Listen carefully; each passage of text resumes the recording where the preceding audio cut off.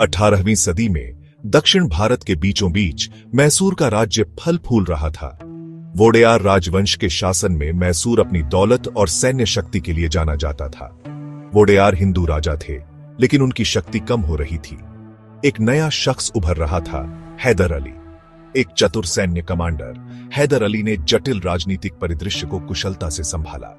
वह प्रभावी रूप से मैसूर का शासक बन गया, हालांकि उसने कभी अपने लिए सिंहासन का दावा नहीं किया। हैदर अली ने मैसूर सेना का आधुनिकीकरण किया।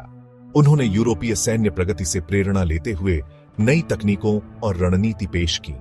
उसकी सेना एक दुर्जय बल बन गई। यह युद्ध में अपने अनुशासन और प्रभावशीलता के लिए जानी जाती थी। हैदर अली की महत्वाकांक्षाएं मैसूर के भीतर सत्ता को मजबूत करने से कहीं आगे थी।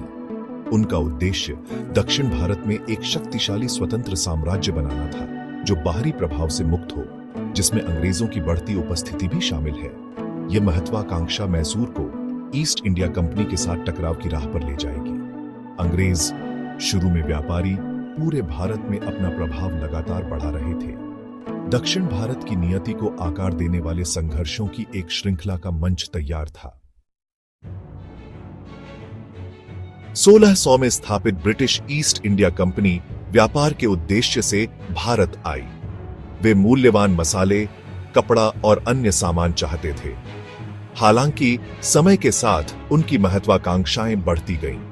कंपनी ने अपनी सैन्य शक्ति का लाभ उठाना शुरू कर दिया। इसका उद्देश्य व्यापारिक एकाधिकार हासिल करना और राजनीतिक प्रभुत्व स्थापित करना था। ईस्ट इंडिया कंपनी ने प्रमुख तटीय शहरों में व्यापारिक चौकियां स्थापित की। भारत में उनकी उपस्थिति लगातार बढ़ती गई। उन्होंने स्थानीय शासकों के बीच प्रतिद्वंद्विता का फायदा उठाया। कंपनी ने अलग अलग गुटों को एक दूसरे के खिलाफ कुशलता से खेला। उनका लक्ष्य अपने प्रभाव क्षेत्र का विस्तार करना था। 18वीं शताब्दी के मध्य तक ब्रिटिश ईस्ट इंडिया कंपनी एक व्यापारिक उद्यम से एक प्रमुख राजनीतिक शक्ति में बदल गई थी। वे भारतीय मामलों में सक्रिय रूप से शामिल थे। कंपनी क्षेत्रों और संसाधनों पर नियंत्रण चाहती थी। उनकी विस्तारवादी महत्वाकांक्षाओं ने उन्हें मैसूर के शासकों सहित शक्तिशाली भारतीय शासकों के साथ सीधे संघर्ष में ला दिया। 1747 से 1769 तक प्रथम आंग्ल मैसूर युद्ध ने एक लंबे संघर्ष की शुरुआत को चिह्नित किया। यह हैदर अली की महत्वाकांक्षाओं और ब्रिटिश ईस्ट इंडिया कंपनी के विस्तारवादी लक्ष्यों के बीच टकराव था। युद्ध गठबंधनों और विश्वासघात के एक जटिल जाल से शुरू हुआ था।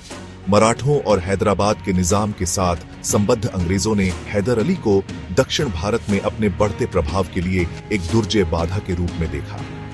हैदर अली एक चालाक विरोधी साबित हुआ। उसने छापामार युद्ध की रणनीति अपनाई, जिससे अंग्रेजों को हार का सामना करना पड़ा। उसने अपने लाभ के लिए इलाके और स्थानीय परिस्थितियों के अपने ज्ञान का फायदा उठाया। युद्ध में हैदर अली की शुरुआती सफलताएं देखी गईं। उसने दक्षिण पूर्वी तट पर स्थित ब्रिटिश गढ़ मद्रास को भी धमकी दी थी। हालांकि अपने बेहतर संसाधनों और सुदृढ़ीकरण के साथ अंग्रेजों ने अंततः बढ़त हासिल कर ली। प्रथम आंग्ल मैसूर युद्ध 1769 में मद्रास की संधि के साथ समाप्त हुआ। हालांकि यह किसी भी पक्ष के लिए निर्णायक जीत नहीं थी, लेकिन संधि ने बढ़ते तनाव और मैसूर और अंग्रेजों के बीच भविष्य के संघर्षों की संभावना पर प्रकाश डाला। 1782 में हैदर अली की मृत्यु हो गई। उनके बेटे टीपू सुल्तान ने मैसूर का नेतृत्व संभाला।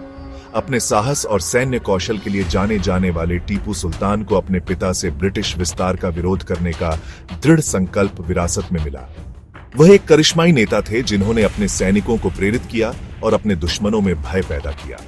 टीपू सुल्तान ने मैसूर सेना के आधुनिकीकरण की अपने पिता की विरासत को जारी रखा। उन्होंने नए तोपखाने और रॉकेट पेश किए, जो अपने समय के लिए तकनीकी रूप से उन्नत थे। वह प्रशासनिक सुधारों के भी प्रबल समर्थक थे। उन्होंने अपने राज्य के भीतर कृषि और व्यापार को बेहतर बनाने पर ध्यान केंद्रित किया। Tipu Sultan British east India company के बढ़ते खतरे को समझते थे।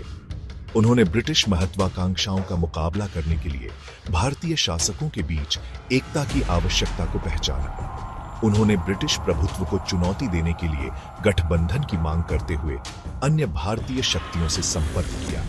हालांकि उनके प्रयासों को सीमित सफलता मिली। क्योंकि भारतीय शासकों के बीच प्रतिद्वंद्विता और अविश्वास ने अंग्रेजों के खिलाफ एकजुट मोर्चा बनाने में बाधा उत्पन्न की।